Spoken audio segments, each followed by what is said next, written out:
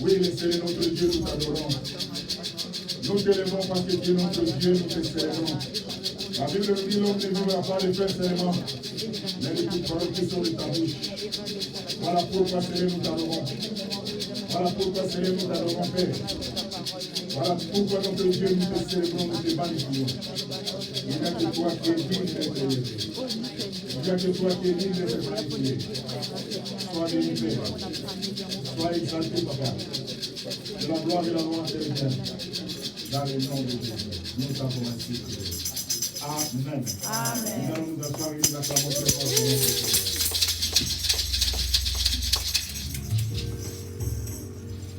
L'église, je crois que je ne serai pas long. Comme d'habitude, nous allons parler, nous sommes en train de continuer sur Romains chapitre 12. Regardez l'église. Romains chapitre 12.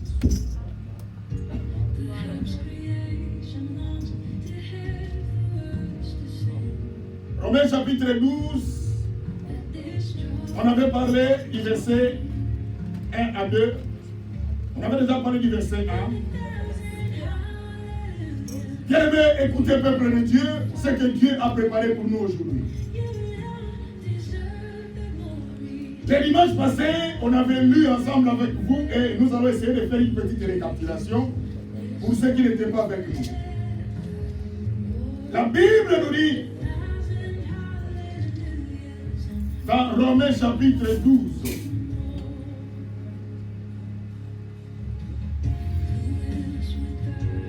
je ne sais pas si vous avez trouvé, je vais essayer de voir. Romains chapitre 12, du verset 1.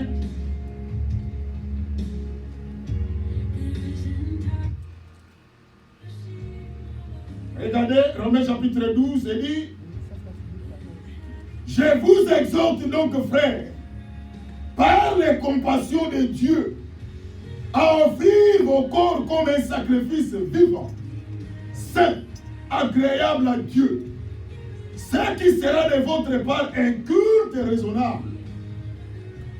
L'église, les dimanches passés, j'ai essayé d'expliquer à l'église que Dieu est en train de nous demander au travers de l'apôtre Paul de lui offrir notre corps, notre vie, comme un sacrifice qui n'est pas mort mais qui est vivant. Un sacrifice qui est saint, c'est-à-dire mis à part, et un sacrifice qui est agréable à Dieu, c'est-à-dire ce qui a la foi. Et il ajoute, il dit, ce qui sera de votre part un culte raisonnable. L'église, j'ai expliqué à l'âge ceux qui étaient avec nous. Je les ai expliqué que vous devez savoir que quand l'apôtre Paul parlait de corps, il voulait parler tout simplement de l'être. Que nous devons donner à Dieu notre vie. Ma soeur, mon frère, ta vie ne t'appartient pas toi seul. Mais il faut savoir qu'il y a ton Créateur qui est là, qui va lui donner ton corps. Vous savez que la Bible nous dit, sur cette terre, un jour quand le Seigneur reviendra, il posera la question à chacun de nous. Qu'est-ce que tu as fait avec ton corps? Qu'est-ce que tu as fait avec la souffle de vie que moi, Dieu, je t'ai donnée? Chacun rendra compte à Dieu. Et il lui dit, quand vous lui donnez votre corps comme un sacrifice, et j'ai expliqué à l'église, il n'y a pas une vie sans sacrifice. J'ai essayé de pingler et de parler aux enfants de Dieu qu'aujourd'hui tout le monde veut la facilité. Il y a des gens qui veulent la facilité dans leur vie. Mais vous devez savoir qu'il n'y a pas une vie sans sacrifice. Même dans les églises, même dans les hommes de Dieu. Combien de fois j'ai toujours l'habitude de vous dire, quand même il y a beaucoup de personnes qui interprètent mal. Quand vous me voyez participer même dans vos fêtes, il y a beaucoup de gens qui ne comprennent pas pourquoi je ne termine pas vos fêtes. Parce que la vie d'un homme de Dieu, qu'on ne vous trompe pas, et aujourd'hui je vous dis, peuple de Dieu, s'il y a des pasteurs qui ne vous disent pas ça, mais moi je vous dirai parce que c'est la parole de Dieu. Un homme de Dieu ne mange pas comme tout le monde. Un homme de Dieu ne dort pas comme tout le monde. Un homme de Dieu ne vit pas comme tout le monde. Parce que sa vie, c'est une vie consacrée. Sa vie, c'est une vie de sacrifice. C'est pour cela que vous voyez, aujourd'hui, beaucoup des hommes de Dieu n'arrivent pas à accomplir la mission que le Seigneur les a envoyés. Parce qu'ils se sont mêlés dans la foule. Ils ont oublié qu'ils ont une tâche différente. Mais la Bible nous dit dans Romains chapitre 1, l'apôtre Paul dit, je vous exhorte donc frères, par les compassions de Dieu. Quand la Bible parle des frères, il y a aussi des sœurs. À lui offrir votre corps comme un sacrifice vivant. Et j'ai expliqué à l'église que le Dieu que nous servons n'est pas un Dieu de bon. Il est un Dieu de vivant. Et il ajoute, ce sacrifice devait être saint, c'est-à-dire mis à part. Voilà pourquoi les enfants de Dieu, votre vie c'est une vie de mise à part.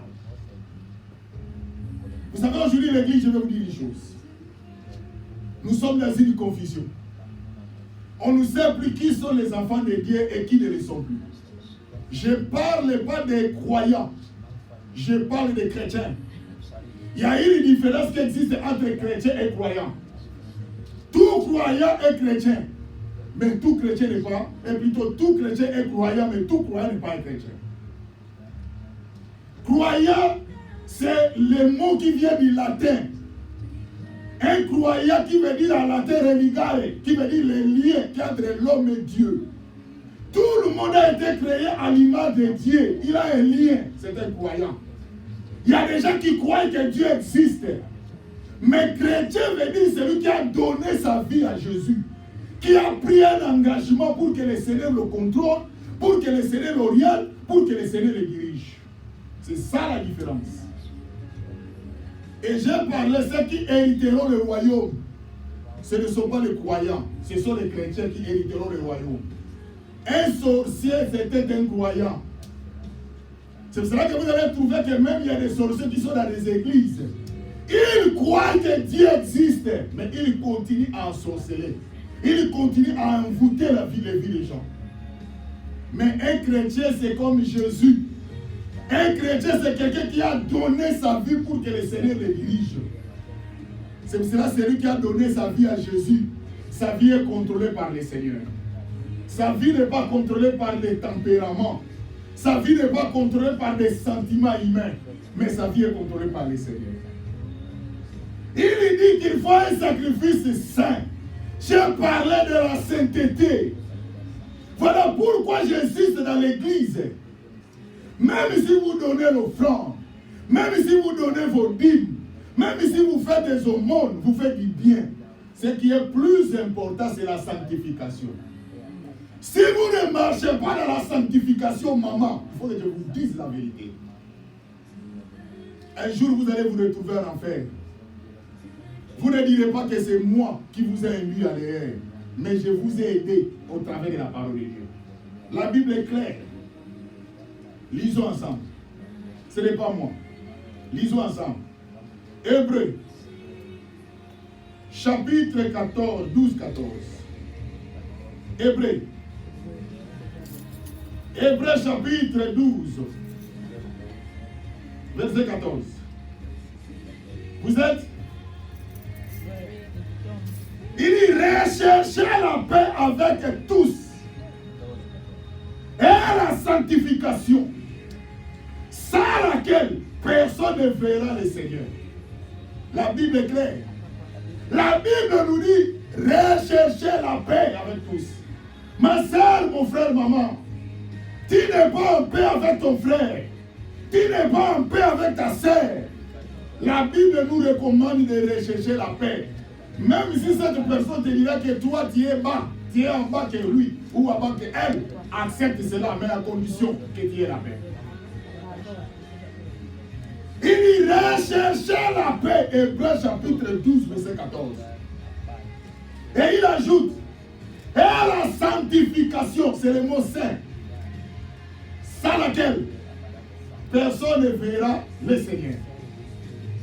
Maman, ma soeur, est-ce que vous savez qu'à chaque fois que nous fêtons nos anniversaires, comme hier nous étions dans une fête d'anniversaire, Est-ce que vous savez qu'à chaque fois que nous fêtons nos anniversaires, nous sommes allés vers la mort? Beaucoup de gens ne savent pas.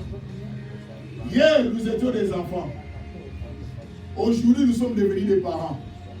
Et demain, nous serons des vieillards. Après-demain, nous allons rentrer là. Mais c'est le moment de régler votre vie, de marcher dans la sanctification. La Bible dit, recherchez la paix. La Bible ne parle pas de chercher.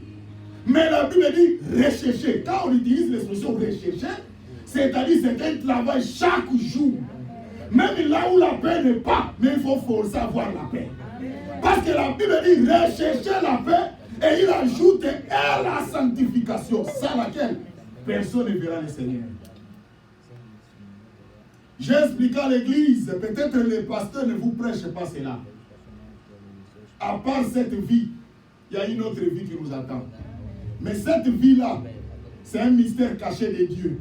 Mais cette vie-là, j'insiste, l'église est conditionnée lorsque tu es vivant. Lorsque tu es vivant, c'est l'état de réparer ta vie. C'est l'état de voir. Rappelez-vous de l'histoire d'Ézéchias. Un homme que Dieu a envoyé l'ange pour lui dire que Ézéchias, toi tu vas mourir. Ta vie va stopper. C'est Dieu qui dit ça dans la Bible. La Bible dit cet homme-là qu'on appelait Ézéchias. Il s'est agenoué. Il a pris son visage. Il a mis dans une autre direction. Il commence à pleurer, à dire le Seigneur. Il dit, Seigneur, souviens-toi de moi. Seigneur, souviens-toi de moi. Lorsque j'étais cru, j'ai renversé les autels. J'ai honoré ton nom. Souviens-toi de moi. La Bible nous dit, cet envoyé-là que Dieu avait dit, allez dire à cet homme-là va mourir. La Bible dit, il était encore en cours de route. Le même Dieu lui dit, retourne vers Ézéchias. Dis-lui, moi Dieu qui lui avait dit qu'il va mourir, je lui accorde encore 15 ans de vie. Il va rester en vie à cause des bonnes œuvres. Qu'est-ce que toi tu vas présenter à Dieu? La méchanceté envers les autres? Ce que tu vas présenter à Dieu, c'est le mensonge? Ce que tu vas dire au Seigneur tes œuvres, c'est le vol? C'est l'escroquerie? C'est le magouille? C'est les divisions? C'est ce que tu vas présenter à Dieu, l'église, maman. Dieu nous demande de lui donner notre vie, notre corps. J'ai parlé le dimanche passé.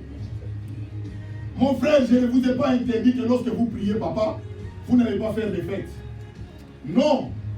Je ne vous ai pas interdit que lorsque vous allez commencer à prier, vous n'allez pas vous marier. Non. Je ne vous ai pas interdit que lorsque vous allez commencer à prier, vous n'allez pas faire ça. Non. Mais je vous ai dit que tout ce que nous faisons sur cette terre, nous devons l'associer avec le Seigneur. Parce qu'un jour, nous allons quitter tout ce que nous faisons sur cette terre. Nous allons nous retrouver devant ce Seigneur-là. Mais qu'est-ce que nous allons les représenter? Qu'est-ce que nous allons représenter? Il dit, recherchez la paix avec tous. Et la sanctification n'a jamais été facile, qu'on ne vous trompe pas. Je ne vous cache pas la vérité de l'Église. Beaucoup de gens pensent que lorsque nous les pasteurs nous prêchons, nous sommes des barres de fer.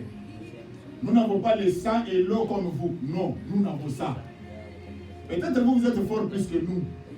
Mais il y a un secret que je vais vous dire. Dans la vie, il faut savoir tes faiblesses.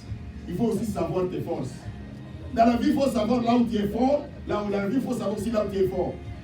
Et si tu fais la balance, tu constates que tu es plus faible que la force, travailler plus sur cette faiblesse-là pour avoir plus la force, parce que l'équilibre, ça va t'attirer, qu'on appelle le pesanteur. Mon frère, ma soeur, aujourd'hui tu es en train de négliger quelque chose. Demain, ça peut te coûter la vie. Il dit ça laquelle personne ne verra le Seigneur. Je retourne dans notre enseignement. Il dit, je vous exhorte donc, frère, par la compassion de Dieu, à offrir vos corps comme un sacrifice. Hier, nous tous, nous étions à la fête, non? Et j'ai même félicité d'autres personnes qui sont allées dormir dans leur maison vers 3 h du matin. Mais vous êtes là, c'est la vie des sacrifices. Dieu vous récompensera. Dieu va vous récompenser. Malgré la fatigue, Malgré le sommeil, parce que la fête, c'est ça aussi la vie, qu'on ne vous trompe pas. Si vous ne fêtez pas. Vous savez, dans la vie, il y a d'autres étapes qu'on ne saute pas. Quand vous grandissez, si vous n'avez jamais joué les Nzango, vous allez... Il y a d'autres joies quand vous êtes encore jeune, il ne faut pas sauter ça. Si vous sautez ça, même nous les hommes, même les jeux de pinés là qu'on faisait à l'époque, il ne faut pas sauter. Parce que Dieu a fait ça comme ça, même c'est la nature. Chaque période, chaque saison a son fruit. S'il y a une saison de mangue, il faut manger les mangues. C'est le corps qui demande ça. C'est Dieu qui a fait ça comme ça.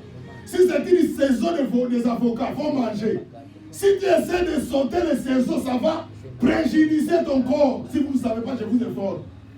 Ne faites pas de l'orgueil. Oh, moi, je ne mange pas de mangue. Faites-nous manger. C'est Dieu qui a fait ça chaque saison. Quand cette histoire-là sort, il faut mettre ça dans ton corps. Ça produit quelque chose.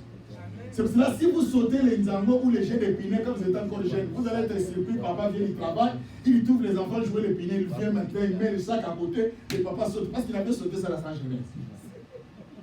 L'église, il ajoute en disant, je vous exhorte donc, frères, par les compassions de Dieu, à lui offrir votre corps. Maman, votre corps est pour qui? Tu peux dire mon corps c'est pour mon mari. Moi je parle de ce corps, parle de ton mari. Je parle de ton corps dans le sens qu'il faut aussi donner ta vie au Seigneur. Regardez l'église. Il dit saint, mis à part, c'est la sanctification. Il dit agréable à Dieu, c'est-à-dire ce qui est accepté par Dieu. Ce qui a la foi à l'église. Vous devez savoir que dans la vie, il n'y a pas une vie sans la foi.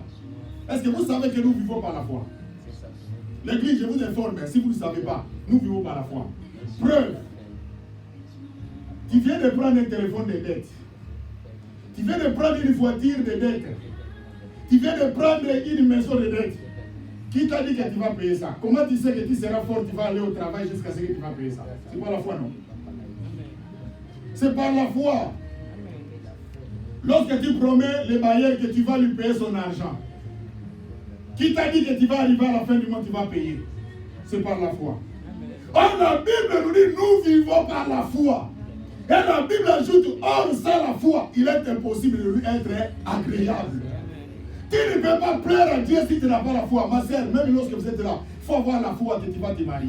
Il faut avoir la foi que tu auras des enfants. Il faut avoir la foi que tu vas avoir de l'argent. Il faut avoir la foi. La vie sans la foi, ce n'est pas une vie. Si Dieu nous a placés sur cette terre, il y a une bonne raison qu'on ne vous trompe pas. Ne dis jamais et ne dis plus jamais aux gens que Dieu est venu les accompagner. Moi, un jour, j'ai parlé aux gens, j'ai entendu une soeur ou un frère dire, ah, qu'est-ce que nous allons faire? Nous sommes venus les accompagner. Vous savez, moi, j'ai dit, moi, je suis venu accompagner personne. J'ai fait mon succès dans mon niveau. Je ne suis pas venu accompagner quelqu'un. C'est pour cela que je suis en train de me battre pour faire réussir ma vie. Parce que je ne suis pas venu accompagner quelqu'un. Maman, ma soeur, tu n'es pas venu accompagner les gens qui vont se marier. Non. Tu n'es pas là, leur fille d'honneur. Non. Tu n'es pas là pour accompagner les gens pour qu'ils deviennent des riches. Non. Tu n'es pas venu ici accompagner les gens pour qu'ils aient de la famille. Non. Tu es venu aussi faire ton histoire. Si Dieu t'a placé ici, pour que tu éclaires et tu effraies ton chemin, pour que ton histoire soit une histoire vraie et vivante. Amen. J'ai regardé dans les YouTube une femme qui a 6 enfants. On vient de prendre le mariage. 6 enfants. 6. Quelqu'un est en train de faire l'insomnie pour lui. 6 enfants. Mais peut-être tu te poses des questions, mais aide-moi. Parce que tu ne sais pas qu'il faut donner ton corps au Seigneur pour que le Seigneur fasse quoi? Qu'il fasse de toi, il va te régénérer. Et j'ai toujours l'habitude de dire même à l'église pour nos sœurs, le Seigneur Dieu vous a donné ce corps-là. Donne ça au Seigneur pour que le Seigneur gère ton corps. Pour qu'il fasse rayonner ton corps. Pour qu'un homme te voie. Il y a des fois, Dieu t'a donné ta vie. Tu donnes au Seigneur, mais toi-même tu négliges ta vie. Et j'ai parlé un jour à l'église. La valeur que Dieu nous donne, même nous-mêmes, nous négligeons la valeur que Dieu nous a donnée. Il ajoute, ce qui sera de votre part un culte raisonnable. Lorsque vous avez la foi, lorsque vous donnez votre vie à Jésus, lorsque vous marchez dans la sanctification, ça sera une adoration. La Bible dit un culte raisonnable, parce que le mot culte vient du mot adoration. C'est-à-dire, lorsque votre vie dépend de Dieu, or quand on adore, c'est le résultat d'une réponse. C'est le résultat de quelque chose que tu attendais de Dieu. Lorsque ta vie est donnée à Jésus, Dieu fera quelque chose, ça sera une adoration. Lui-même m'a dit dans Ésaïe 48, verset 11. Je ne donnerai pas ma gloire à un autre. Nous pouvons lire Ésaïe. Ésaïe 48, verset 11. Regardez l'église. Ésaïe. Ésaïe 48, verset 11.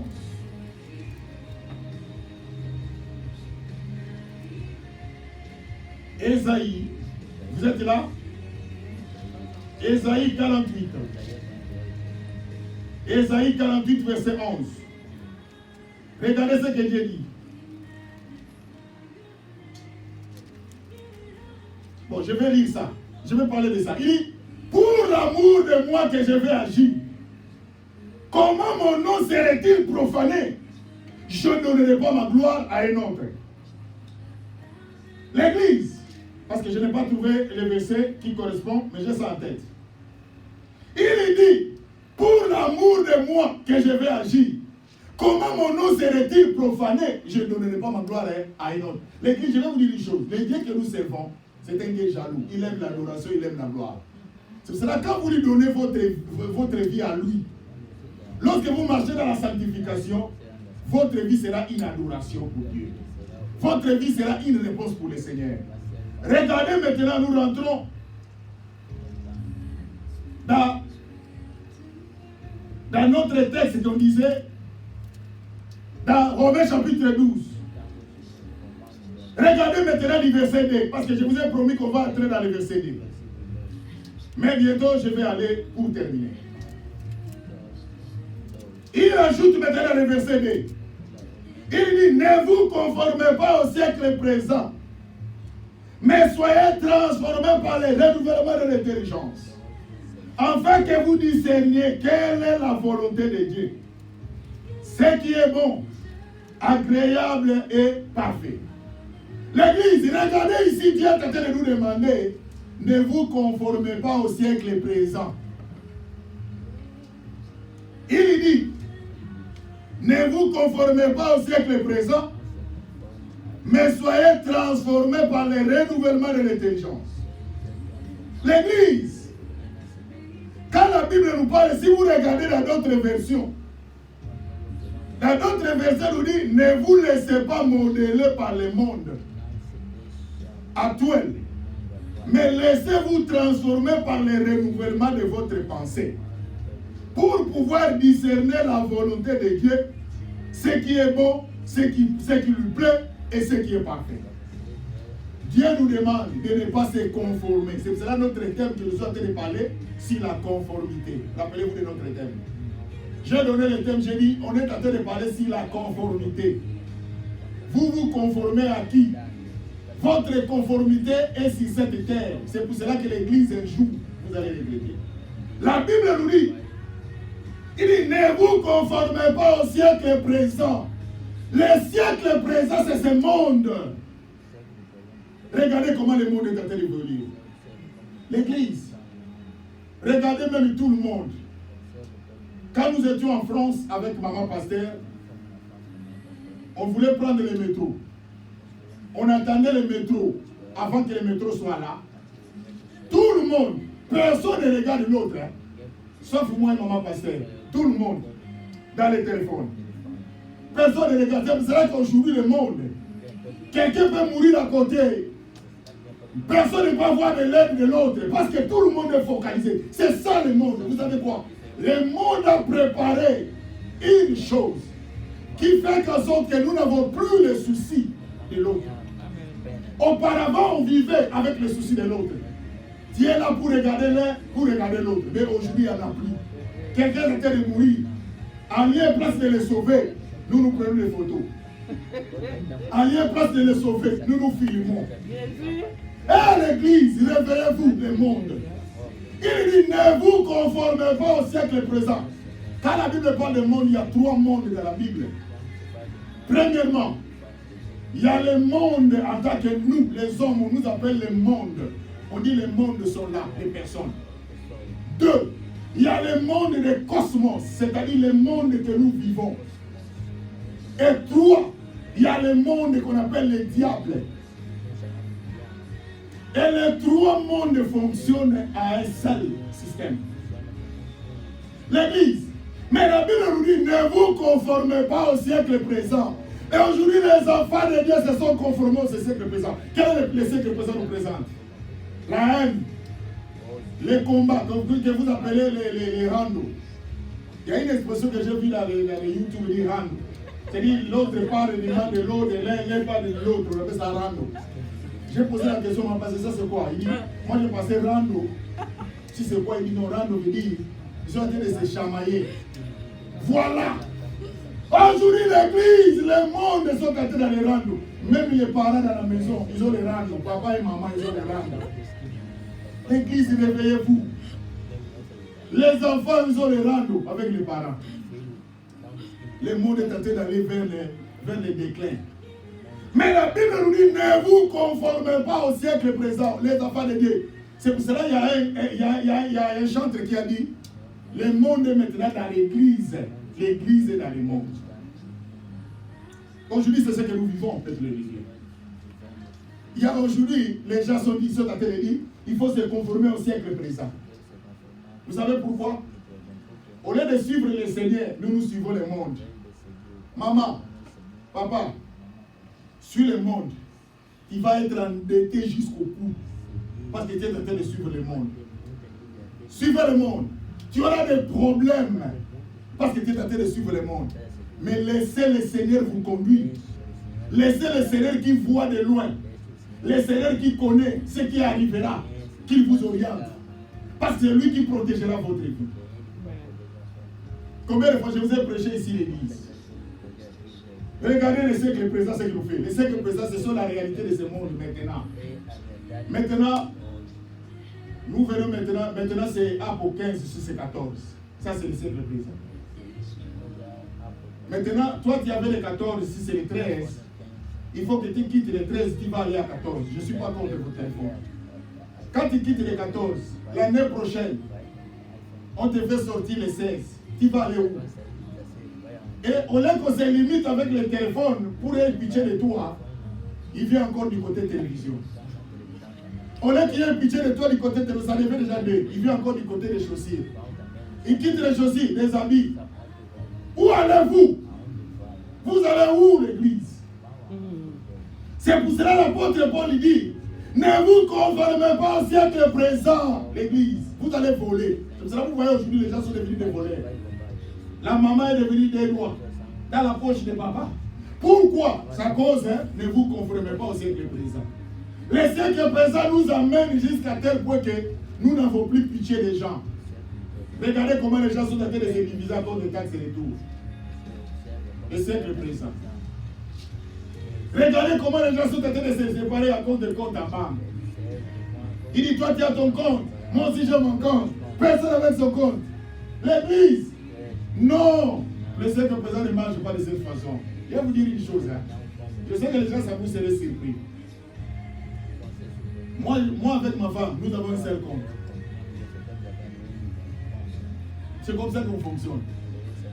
Parce que le siècle présent, quand il vient avec ce système, il dit, toi avec ton compte, moi avec ton compte. Ok? Un jour, les vents voulaient le prendre, le siècle présent. Et donc, donne-moi aussi mon compte. Je dis, ok, prends ton compte. Maintenant, elle travaille. Non. Allez mettre maintenant dans ton compte là. Allez mettre quelque chose dans ton compte. Tu vois? Il dit, non, je retourne. Pour vous dire que l'église, voilà le siècle présent. Il retourne vite. L'église, je vais vous dire, nous sommes des enfants de Dieu. Je ne suis pas contre vos comptes, s'il vous plaît. Mais soit de vous aider, ne vous séparez pas à cause d'argent. C'est ce que je voulais dire.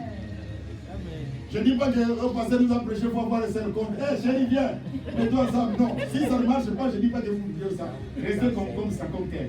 Mais de sorte de vous aider seulement, que le siècle présent ne vous amène pas à faire des choses que vous allez regretter un jour. Si ça marche avec des comptes, ça va aller, c'est bon. Mais de sorte de vous aider l'église. Il ne vous conformez pas au siècle présent, l'église. Siècle présent dit quoi? Les enfants ne respectent pas les aînés. C'est ça le siècle présent maintenant. Tellement, est-ce que vous pouvez penser l'église? Moi, dans mon pays, j'ai travaillé dans une entreprise. J'étais dans le domaine informatique. Ma femme restait à la maison. Mais quand nous sommes arrivés ici aux États-Unis, on est en train de travailler avec elle, et la même place. Est-ce que vous voyez l'église? Est-ce que vous voyez? Est-ce que je vais vous informer pour terminer? Est-ce que vous savez ce qui a énervé les enfants d'Israël quand ils sont sortis de l'Égypte? Les parents, vous savez pourquoi ils se sont énervés? Ils disent, Seigneur, nous sommes assez, nous n'avons plus besoin de tes mannes. Vous savez pourquoi? Et les parents, et les enfants, tous attendaient de Dieu, que Dieu leur envoie la manne. Donc cela veut dire, même les parents n'étaient plus les responsables. Vous savez, quand l'enfant vous apporte quelque chose, vous ne faites absolument rien, même l'enfant va commencer à vous donner les ordres. C'est comme ça la vie, le siècle présent. Vous serez surpris, papa. Il ajoute s'il vous plaît, vous pensez que vous respectez, non, il vous envoie. Il dit, papa s'il vous plaît, est-ce que tu peux me donner de l'eau à boire? Il t'envoie. Oh, toi tu dis, non, voilà même il vient de me respecter. Il a dit s'il vous plaît. Toi tu penses qu'il me... Non, c'est pas le s'il vous plaît, t'as flatté, il t'a envoyé. C'est ce que nous vivons, le siècle présent. L'église, j'ai travaillé avec ma femme dans la même classe. Regardez maintenant, vous rentrez à ça, vous venez avec votre femme dans la même entreprise. Mais au Congo, ce n'était pas comme ça.